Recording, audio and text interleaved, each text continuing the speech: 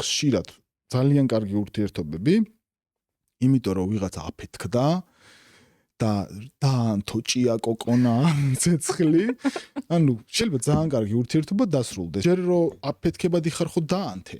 მერე ხო წახვე, დატოვე და დაიწვა ყველაფერი, მერე რომ მობრუნდი, ანუ კიდე გაბრაზებული ხარ, არ გინდა რომ ეს ყველაფერი ჩააქრო, თან მერე რაღაცა სიამაყე და ეგო მოდის ხოლმე ხშირად რომ მე პირველი არ მოვიხდიენ, ბოდის არ ვეტყვი თუ არც უნდა და მართლა შეიძლება ძალიან კაი წვილი ყოფილიყო და 20 წელი და მეტი ერთად ყოფილიყო და იმის გამო რომ ამან ასანთია გაკრა და იმან ნავთი მიასხა დაიშალენ. ანუ ხშირად ხდება რა ესეთი რაღაცა. რომ აი დათმობებზე და კომპრომისებზე არ მიდიან და ეს არის კაცის ფუნქცია რა.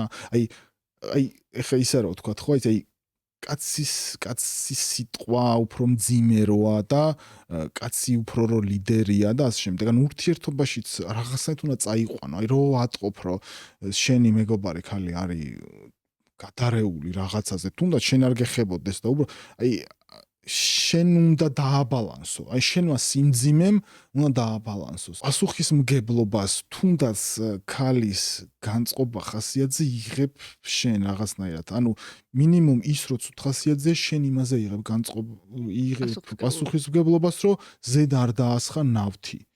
ანუ შენ მოგეთხოვება იქიდან გამომდინარე რომ უფრო სტაბილური ჰორმონალური ბალანსი გაქვს, შენ მოგეთხოვება რომ ეს ბალანსი დაიცვა. როცა იქ არის არეულობა და საგიჟეთი რო ხდება რა.